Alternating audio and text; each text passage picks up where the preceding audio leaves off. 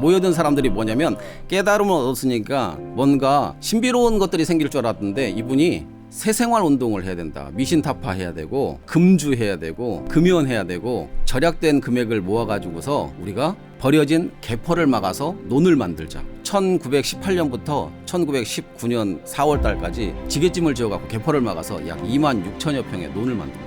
복록의 근원이 어디서부터 오는 거냐? 내가 기도한다고 해서 이루어진 것이 아니라 실질적으로 내가 직접 몸과 마음으로 노력을 기울여야만 현실적인 복락이 찾아온다라고 하는 것을 입증해야 되는 거죠.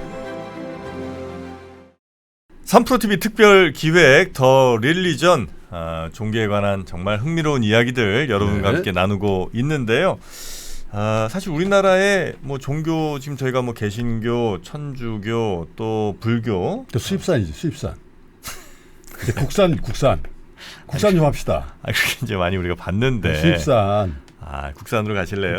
국산. 네, 응? 우리 토종 응? 우리 땅에서 생겨난 응. 종교면서도 그래도 규모 면에서는 네 번째 네. 또 큰 교세를 이루고 있는 메디 코리아입니다.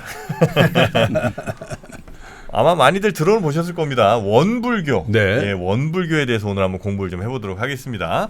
오늘 저희에게 원불교에 대해서 설명해 주실 분은요, 원광대학교 원불교학과 고원국 교무님을 모셔보도록 하겠습니다. 원래는 고시용 교수님이라고 불러요. 네. 이제 근데 본명이 본명이 고원국 교무님이고 네. 학교에서는 고시용 교수님. 교수라고. 뭐라고 불러드려야 돼요? 우리? 오늘은 원불교 소개하러 왔으니까 고원국 교무로 해주시면 되겠습니다. 알겠습니다.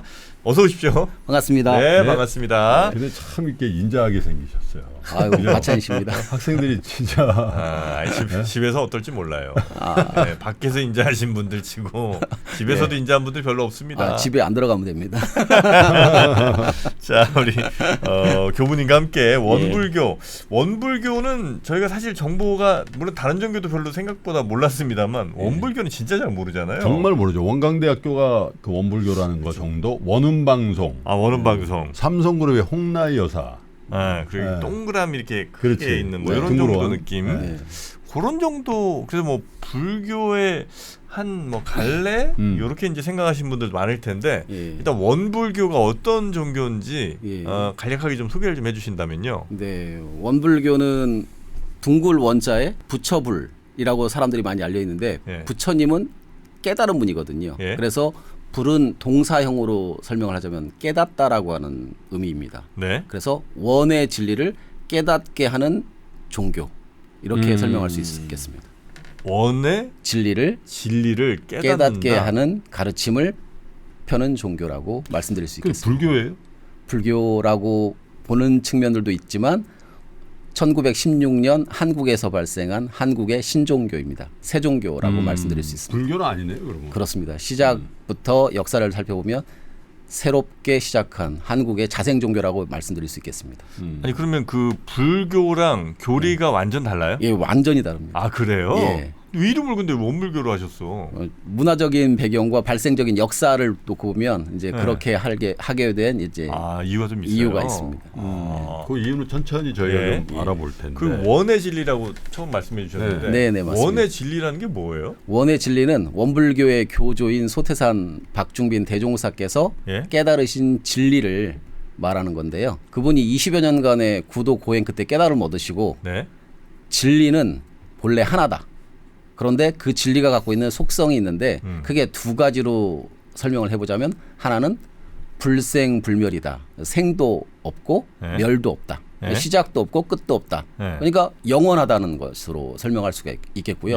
또 하나는 시작점에 다시 빙 돌아서 원점으로 돌아오지 않습니까? 그러니까 시작이 있으면 그에 따른 결과가 반드시 나타난다. 그래서 그걸 인과 보응이라고 합니다. 원인이 있으면 그에 따른 결과가 서로 갚고 응한다. 그래서 인과 보응, 뭐 요즘 사람들은 인과응보라는 표현을 쓰는데요. 그 두 가지가 진리의 양대 속성이다.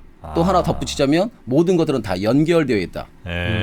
이런 의미를 갖고 있는 것이 이제 진리의 세 가지 속성이라고 말씀드릴 수 있겠고 그 진리를 믿고 깨달아서 생활 속에서 실천안에 나가는 종교. 실천 종교군요. 예, 실천 종교라고 말씀드릴 수 있습니다.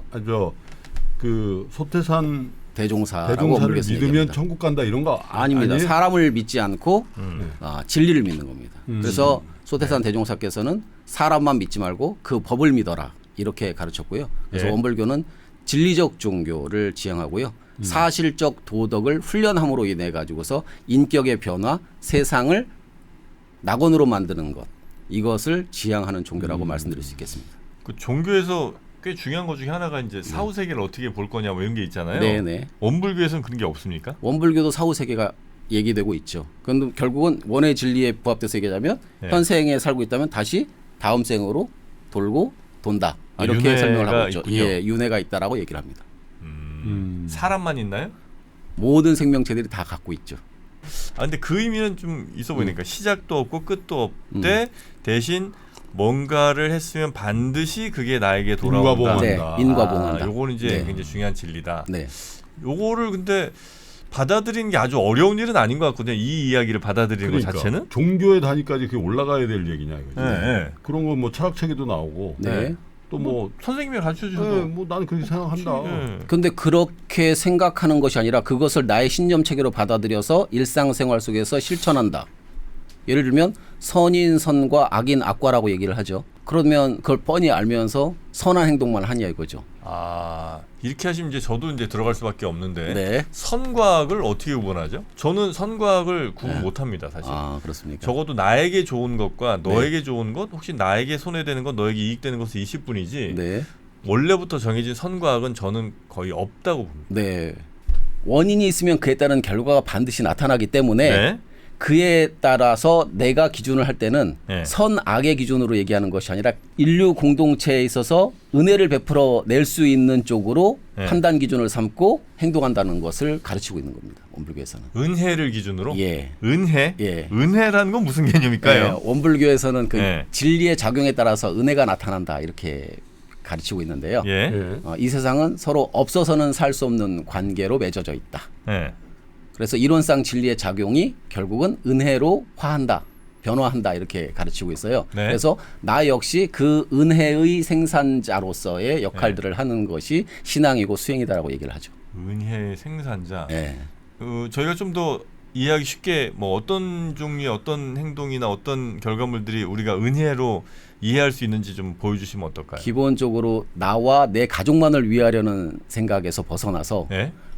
인류 공동체 예. 그리고 지구 공동체를 위해서 헌신할 수 있는 자세 예. 그런 삶을 지향하는 것을 이제 은혜라고 얘기할 수 있겠죠. 근데 이제 우리가 어느 대학에도 가면 착하게 살기 운동도 하고 네, 네. 실제로 맞아요. 예, 옛날에 뭐 새마을 운동도 다 그런 거 아니야? 바르게 살자 뭐 이런 거. 바르게 살자. 살기 운동 예. 본부도 있고 그런데 예.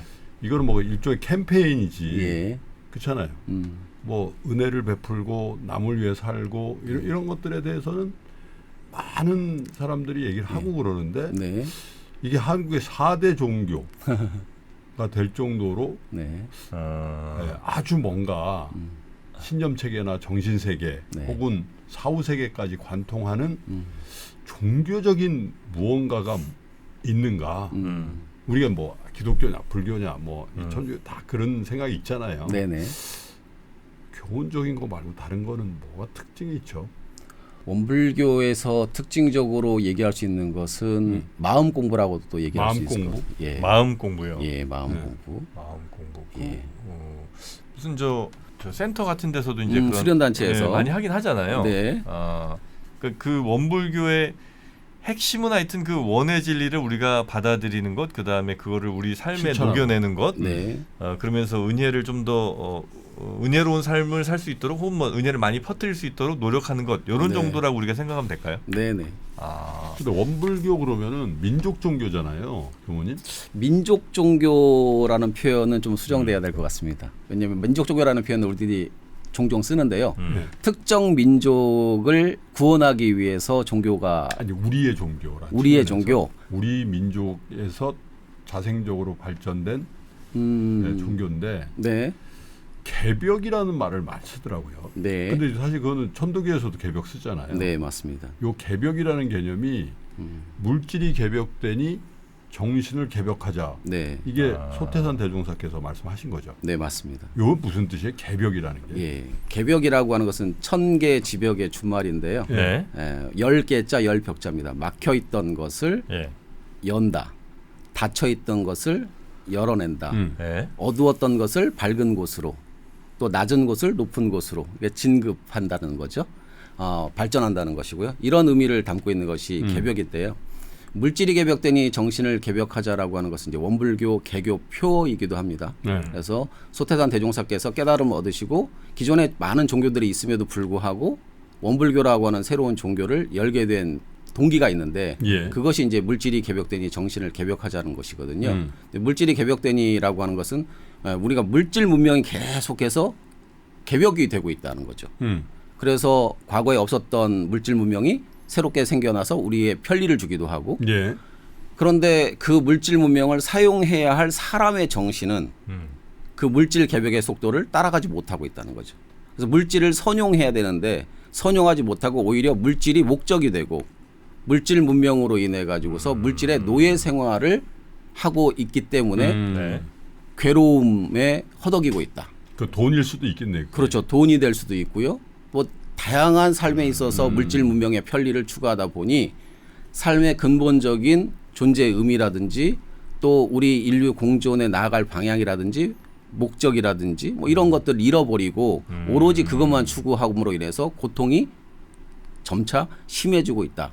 그래서 그것을 파란 고해라고 설명을 하셨어요. 막 큰 물결, 작은 물결 넘실넘실 되는 네. 고통의 바다와 같다. 거기에서 건져내기 위해서는 물질 문명을 선용할 정신 개벽이 필요하다라고 보는 거죠.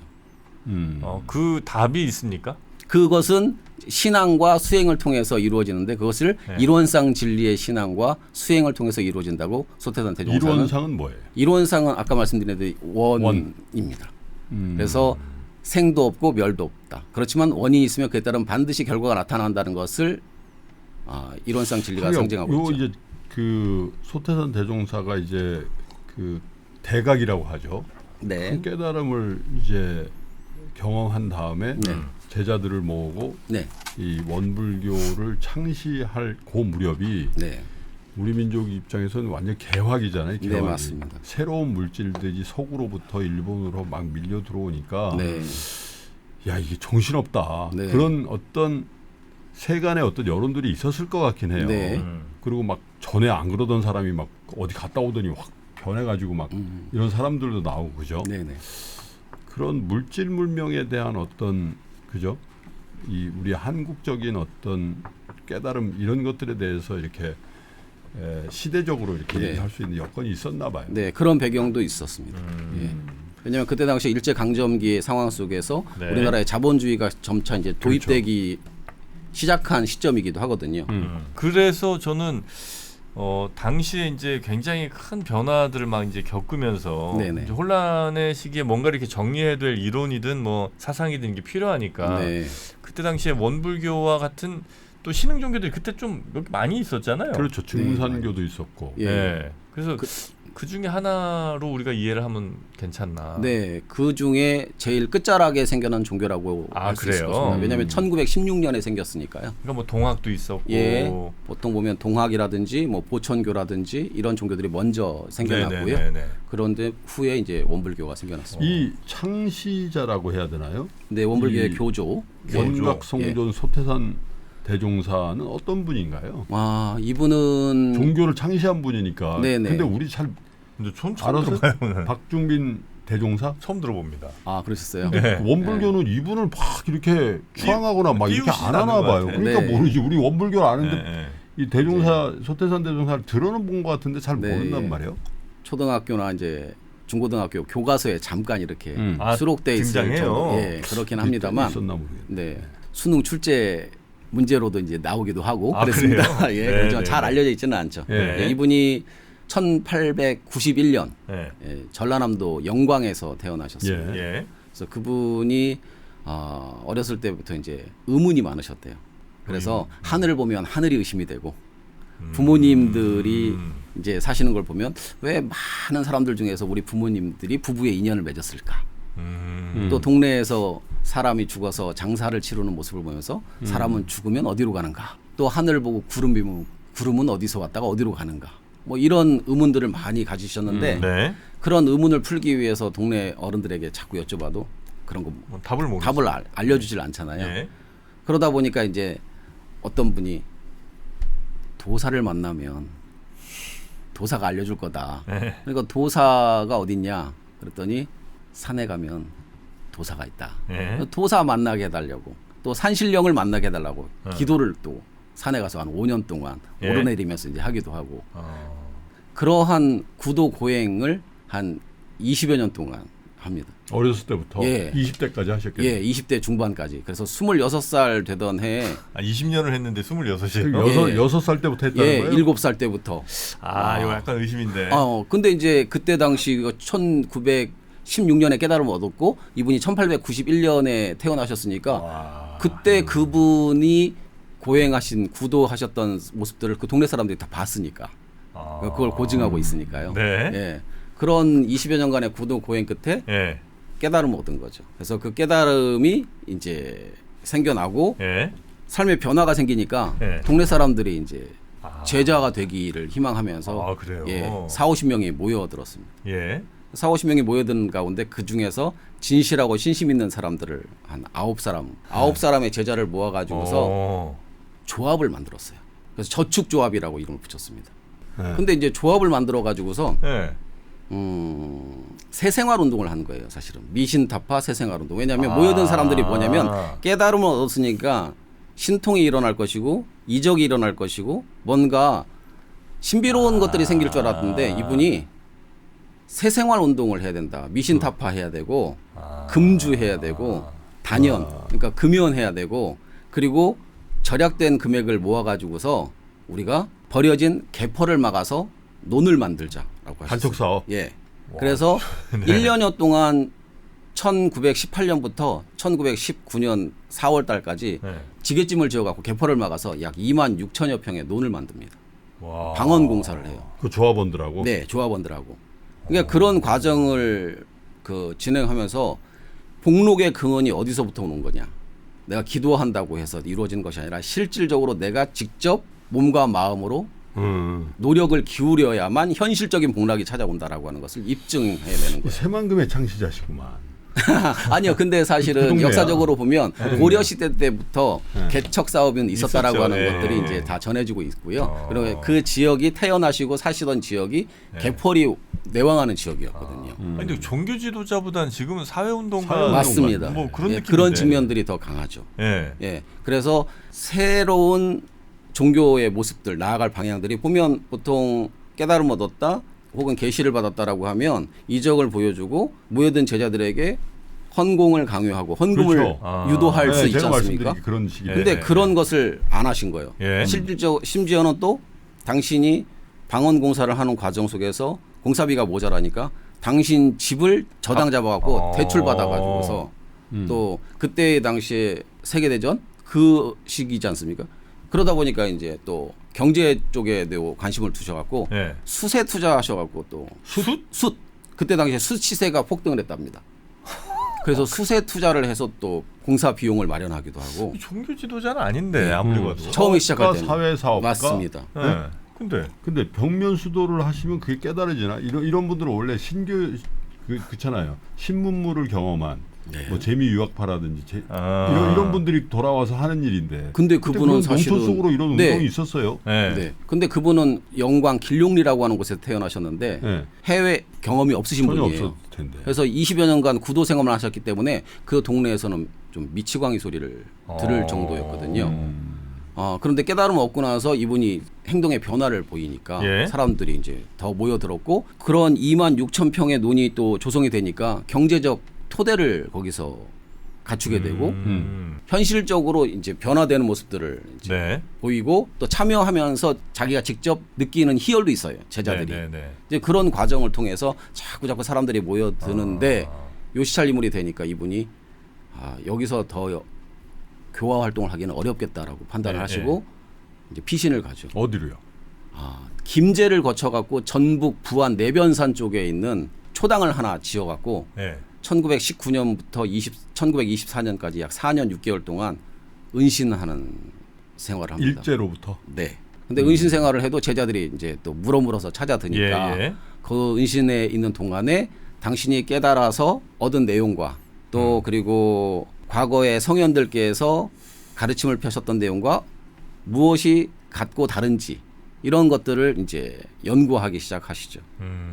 그래서 여러 종교의 경전들을 열람을 하는데 예를 들면 뭐 유교의 경전이라든지 도교의 경전이라든지 뭐 불교의 경전이라든지 그러면 그 부안에서 그 거하실 때 네네. 그 전에는 이제 그런 것들을 이제 구하기는 하셨으나 집중적으로 탐독하는 시간은 부안에 있는 시간이었습니다. 그렇지. 인생 전반은 조금 더 사회운동의 강점이셨고 그 네. 후반 쪽이 종교 쪽으로 좀 더 가셨군요. 그러니까 아닌가요? 깨달음을 일상에서 실현하기 위한 생애라고 보여주시면 될 것 같습니다. 그러다가 네. 이제 여러 종교의 경전들을 탐독하신 다음에 네. 그 중에서 금강경을 보시고 불교에 예, 불교의 금강경을 보시고 예. 내가 깨달음을 얻기 전에 금강경을 보지는 않았지만 깨달음의 안목에서 금강경을 보니까 성인들 중에 서가모니 부처님이 제일 훌륭하시다라는 이제 선언을 네, 하시고 네, 네. 내가 과거에 스승의 지도 없이 깨달음을 얻었지만 너의 스승이 누구냐고 묻는다면 나는 서가모니 부처님을 나의 스승이라고 말하고 싶다. 이렇게 이야기하면서 불교가 아니라 불법에 대한 연원을 대기 시작합니다. 그래서 불교적인 성향들을 많이 설법하게 되시고요. 그리고 그쪽에 이제 근처에 실상사라고 하는 절이 있었어요. 네. 실상사의 스님들 또 그리고 그 근처에 있는 월명암의 백학명 스님이라고 하는 분이 계셨거든요.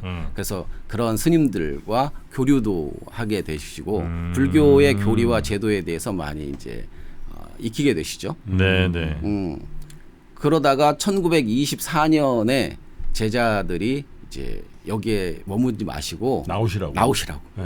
그래서 대중교화를 좀 하셨으면 좋겠다라고 하시는데 그때 이제 익산에 역이 생기고 예. 전국 각지에서 기차를 이용해 가지고서 이제 모여들 수 있는 교통의 요지로서 익산이 이제 예전에 형성이 됩니다. 이리역 이리역입니다. 이리역 폭발 사고 그렇죠. 예. 이주일 씨가 하추나 들고 맨 맞습니다. 예. 거기가 이리 예, 익산이란 맞아요. 말이에요. 네, 네, 네. 그래서 그쪽에 토지가 광활한 평야 지역이거든요. 그러면서 이제 그쪽 지역에 땅을 마련해서 나와서 공개적으로 교화 활동을 하시기를 이제 제자들이 청하게 됩니다. 그 몇 년쯤이에요, 그게 1924년이니까 여전히. 지금으로부터 100년 됐습니다. 그러네요. 예. 그래서 등록을 하고 공개적인 활동을 해야 되는데 그러면 단체 이름을 뭐로 할 것인가 이제 고민을 하지 않았겠습니까? 그런데 이제 그때 당시에는 문화 통치를 하더라도 종교적으로 보면 신도, 일본의 신도와 네. 그리고 불교, 그리고 기독교를 제외한 모든 종교는 종교가 아니다. 그래서 유사 종교라고 표현을 했습니다. 그래서 그 세 개의 종교 이외의 종교 활동은 허용하지 않았어요. 그래서 소태산 대종사께서 우리 모임의 우리 단체의 이름은 불법연구회라고 하자라고 해서 부처불자에 법법자를 써서 부처님께서 밝혀주신 법을 연구하는 단체다라고 간판을 걸고 공개적인 교화 활동을 익산에서 그 시작하십니다. 간판은 꼭 한문으로 썼어야 되겠네요. 네. 불법 아니 불자가 연구에 아니니까. 그럴 수가 있어요. 예, 예. 예. 그래서 이제 원불교가 맨 처음 이름은 원불교 이렇게 시작한 건 아니고 불법 연구회로 가다가 네. 그러다가 이제 뭐 광복 이후에. 원불교로. 네, 맞습니다. 자체적으로 개명을 한 거예요? 아니면 남들이 그렇게 불러주기 시작한 거예요? 아니요. 정식으로 교화 활동을 하는 데 있어서 총회라고 할까요? 예. 네, 그런 절차를 거쳐 가지고 원불교라고 하는 교명을 선포하게 됩니다. 그런데 이제 원불교 교단은 하나죠. 네, 하나입니다. 완전 그 천주교처럼 중앙집권적인. 네, 맞습니다.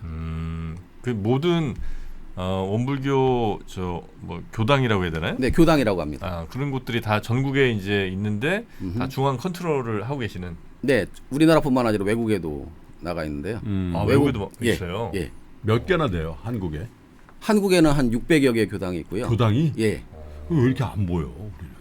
특색이 없어서 그런가 봐요. 600개면 여기저기 보여야 되는데. 뭐 이렇게 동그라미 같은 거 이렇게 크게 걸어놓고 예를 들면 이제 서울 같은 경우는 네. 알려진 곳이 이제 흑석동. 흑석동. 네. 거기는 알죠. 딱 봐도 알죠. 예. 거기가 이제 서울 교구청이 네. 되고요. 그리고 각 구마다 동마다 이렇게 주로 다 교당이 있어요. 예, 교당이 있습니다. 여의도에도 있어요? 네, 여의도도 있습니다. 있어요? 여의도 교당이 있습니다. 오.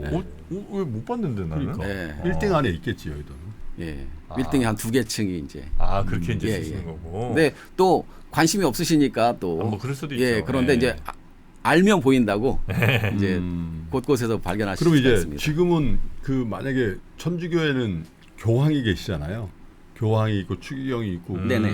네? 네, 또 대주교가 있고 이렇게 돼 있는데 네, 원불교의 최고 수장이랄까? 네. 뭐라고 부르고? 원불교의 최고 수장은 마루종자의 법법 그리고 스승사자를 써서 종법사라고 합니다. 종법사. 종법사. 예, 원불교에서는 종법사님이라고 하고요. 예. 그래서 교조께서 열반하시고 아까 이 얘기로 돌아오자면 1924년에 원불교를 익산에다가 이렇게 본부를 정하셨고 네.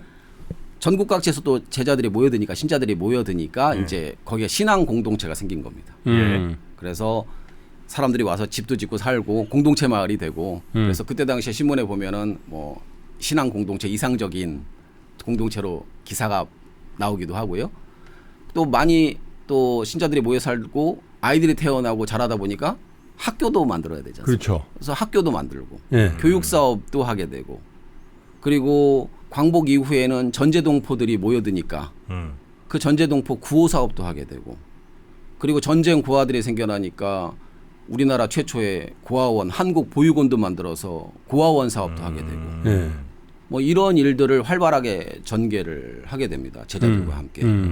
그러던 중에 이제 1943년에 열반하셨어요? 열반을 하셨어요. 사실은 열반이라는 아까 표현을 써요. 예, 원불교에서도 열반이라는 표현 쓰고요.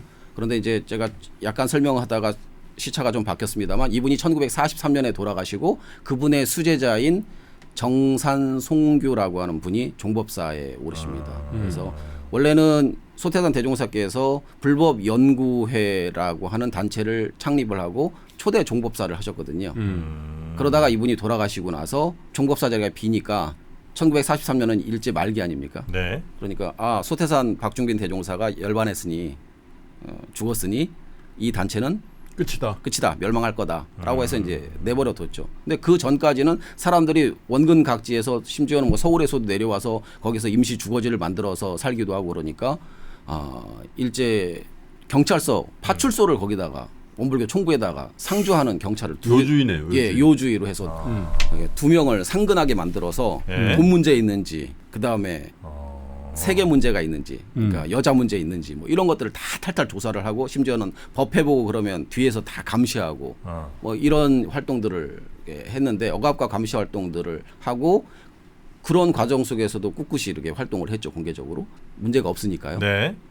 그러다가 이제 1943년 돌아가시고 나서 이 단체는 멸망할 것이다라고 했는데 그 제자가 이어받아서 정산송규라고 하는 수제자가 후계 종법사에 오르셔가지고서 네. 이제 원광대학교도 만들고 더 키웠네요. 네. 예. 그리고 광복 이후에 전제동포 구호 사업들도 하고 한국 보육원과 같은 고아 구제 사업들도 하고 그래서 전쟁의 고아들을 비행기에 싣고 제주도로 이렇게 피난 가게 한 것도 이제 원불교에서 여기 원불교는 그 했고. 다른 뭐 저 기독교는 있는데 성경 같은 거 있잖아요. 네네. 원불교는 경전이 있죠. 네, 원불교 경전이 있습니다. 뭐예요? 원불교 전서라고 하고요. 예. 제일 중요하게 생각하는 소위 경전은 정전과 대종경입니다. 정전은 바를 정자에 경전 전자를 네네네. 써서 이론상 진리를 신앙하고 수행하는 데 있어서 핵심되는 내용들을 체계적으로 정리한 것을 정전이라고 하고요.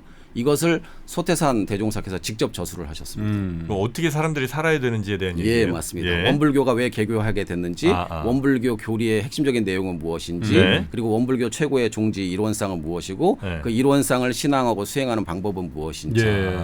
그리고 그 신앙과 수행을 통해서 우리들은 일상생활 속에서 어떠한 방법으로 살아가야 되는지, 예. 그렇게 살아갔었을 때 공부의 정도가 깊어지면 어느 단계로까지 나아가게 되는지 이런 것을 정리한 것이 정전이고요. 정전. 네. 예. 이게 제1경전이에요. 예, 제 으뜸가는 예, 경전이고요. 그러한 경전을 기반으로 해서 소태산 대종사께서 가르침을 펴셨고 그러한 가르침을 펴시는 과정 속에서 많은 법문들이 나왔을 거 아닙니까? 예. 이제 그러한 설법을 제자들이 예. 이분이 열반하신 이후에 받아서 정리한 내용들을 다 모아가지고서 정리한 경전. 그래서 대종사의 언행록이다 해서 대종경이라고 하는 경전이 있는데요. 그거는 15개 품으로 나누어져 있고 547개의 법문들을 이제 편찬해 가지고서 엮어낸 경전이 이제 대종경입니다. 그래서 이 정전과 대종경을 원불교에서는 제일 중요한 경전으로 그걸 치고 기반으로 그러면 네. 그 뭐라고 하나요? 법회라고 하나요? 네. 법회를 할 때 이제 네. 교무님들이 예, 설교도 하고 설법도 하고 그 내용을 기반으로 해서 음을 붙여서 성가를 부르기도 하고 네네네. 네, 그렇습니다. 그 불교에서는 결국 하여튼 다 깨닫고 해탈하자 이게 이제 가장 궁극적인 목표 같은 게 있잖아요. 네, 네. 기독교는 뭐 예를 들어 우리 구원받자 예수님을 그렇죠. 믿고 예수로 말미암아 천국 말미암아. 가려고 하는 거죠. 네. 뭐 그런 거죠. 네. 그러면 원불교는 원불교는 이론상 진리를 신앙하고 수행해서 나도 부처의 인격을 갖자. 소태산 대종사께서 깨달으신 것처럼 나도 깨달음 얻어서 인격을 완성하자. 그리고 불교의 색채가 있네. 예, 있습니다. 많이 있습니다. 예. 네. 근데 불교랑은 확실히 구분되는 거죠. 지금 우리 예를 들면 조계종 뭐 이렇게 예, 예. 이제 하는 그 불교랑은 네, 예. 완전히 그러니까 이제 4대 종교라고 한국사에서는 그렇게 얘기를 그렇죠. 하겠죠. 예. 불교에서는 예를 들면 이런 거죠. 불교에서 뭐라 그래요? 불교에서는 원불교를 세종교라고 얘기를 하고 예. 한편으로 봤을 때는 뭐 불교에 어떤 분이 얘기하느냐에 따라서 조금씩 달라지겠습니다만 예. 친근하게 생각하시는 분들은 원불교는 새 불교다라고 표현하시는 분들도 계시고 아니다. 원불교는 근본부터 시작해서 불교와는 다르기 때문에 네. 그냥 다른 종교다라고 보시는 경우도 있고 이제 보는 사람들의 평가에 따라서 다르게 이제 설명이 되기도 하는데요. 이제 원불교는 그래서 두 가지 측면으로 설명할 수 있을 것 같아요. 발생적으로 봤을 때는 세종교고요. 예. 그런데 발생 과정에서 계속 그 교단을 형성해 나가면서 교리를 형성하고 또 신자들이 모여들어서 만들어내는 종교 문화는 불교적인 부분들이 많이 가미되어 있다라고 볼 수 있습니다. 예를 들면 이제 저희들도 목탁 치고 그래요? 예, 그렇거든요. 그리고 말씀하신 대로 금강경을 보시고 성은 서가모니 부처님이다라는 말씀을 하셨기 때문에 우리는 또 금강경 공부도 하고 그래요? 네. 반야심경도 외우고 이렇습니다. 그래요? 예. 근데 이제 왜 이런 일들이 벌어지냐면 말씀드린 대로 일제강점기에 불법연구회라고 하는 이름을 걸고 활동을 했으니까 불교적인 색채를 낼 수밖에 없었죠. 그리고 소태산 대종사께서 이 모양, 이 얼굴이나 이 풍채가 네네. 스님처럼 이렇게 사진으로 네. 볼 땐 네. 일부러 이렇게 하신 건가요? 그때 당시에는 그 전에 이제 삭발하기 전에는 네. 이제 상투를 트셨다고 해요. 삭발을 하신 거예요 이게? 예. 그러니까. 예. 이후에 이제 삭발을 하시죠. 다른 종교들이랑 사이가 원불교는 참 별로 원만해, 그죠? 원만해. 다 네. 원만해. 예, 원만. 여긴 원자잖아. 원만하다니까. 맞습니다. 그러니까 불교랑도 괜찮고. 그러니까 안 싸워. 원만이라는 말씀하셔서 말씀인데 네. 원불교 그 경전에 보면 일원상을 설명하실 때 소태산 대종사께서 이 일원상은 몸과 마음을 사용할 때 쓰는 것이니 원만 구족한 것이며 지공무사한 것이다 이렇게 표현하고 계세요. 예. 원만이라고 하는 말씀하셨으니까 그러니까 그 원만이라는 표현이 그냥 일원상 진리의 내용인 거예요. 그렇다 보니까 저희들은 그 원만하게 살아가는 것을 가장 또 중요한 방향으로 생각하고 있기도 그래요? 합니다. 고원구 교우님 딱 보면 원만하시잖아. 진짜 원만하지. 정말 원만해 보이시잖아. 누구랑 싸울 일이 감사합니다. 전혀 싸울 일 없어. 네. 하여튼 저희가 지금 원불교에 대해서 이제 네. 아주 기초적인 네. 야, 우리 너무 몰랐네. 진짜. 아니 뭐 모를 수밖에 없었죠 우리는. 근데 기초적인 건 저희가 조금 이제 알았고 그러면 저희가 다음 시간에 예. 저희도 또 선수 한 명 있거든요. 네. 네, 그래서 교립하는 데는 요즘 아주 와야 돼. 요즘 안 오면 만해. 네, 날이 서 있어. 네, 그래서 굉장히 좀 불편한 질문을 많이 들을 수도 있습니다. 그래요? 긴장해야겠네요. 네, 그래서 예. 원불교 정신과는 굉장히 떨어져 있는 분이니까 그분과 네. 함께 네. 원불교에 저는 교리 같은 거 좀 궁금한 게 많거든요. 네. 네, 그것도 한번 좀 다음 시간에 이어서 좀 여쭤보도록 하겠습니다. 삼성과와의 네. 인연도 얘기할 겁니다. 삼성과의 인연? 얘기해도 돼요? 왜? 괜찮아요? 여기 삼성과 없었으면 이렇게 교세가 그 정도예요? 그럼. 알겠습니다. 네. 삼성도 그냥 아예 그냥 동그라미 세 개를 하지 그래. 차라리 원래 동그라미 세 개였어요. 삼성이? 그럼 이렇게 해서 이렇게 해가지고 원래 요런 거 하기 전에 네. 그리고 삼성이 세 가지 표를 갖고 시작했잖아. 뭐죠? 사업보국, 인재제일. 네. 또 하나 뭐였더라? 나 입사할 때 원만하게 뭐 이런 건가? 모르겠어요. 여튼 오늘은 원불교 얘기 저희가 나누고 있고요. 다음 시간에 원불교의 진짜 내용들 이것들 한번 좀 저희가 하나하나 차분히 파보도록 하겠습니다. 네, 자, 오늘 감사합니다. 함께 해주신 원불교 고원국 교무님 오늘 말씀 대단히 감사하고요. 다음 시간에 뵙겠습니다. 네, 고맙습니다. 감사합니다. 굉장히 익숙한 제품이 있습니다. 그래비티 샴푸. 저희 방송 보신 분들은 많이 보셨을 것 같은데. 교수님 안녕하세요. 그리고 폴리팩토리의 그래비티는 샴푸인데 왜 테크 전시회에 나오셨나요? 저희 샴푸에도 기술력이 많이 담겨져 있고요. 테크 기업들하고 한번 해볼 만한 기술이다 이것도. 감히 제가 한번 그러니까 어떤 기술인가요? 이건 그냥 샴푸가 아닙니다. 카이스트 과학자들의 혁신적인 탈모 케어 기술로 탄생한 게임 체인저. 딱 1회 사용으로 풍성해진 볼륨 40% 증가, 무려 48시간 유지. 탈모는 더 이상 고민거리가 아닙니다. 더 힘차게, 더 오래 고추 세운 남자의 자신감 여러분도 느껴보세요. 품절대랑 그래비티를 한정 수량 특가 판매 중. 고민하는 순간 품절됩니다. 구매는 3% 핫딜 영상 하단 참고.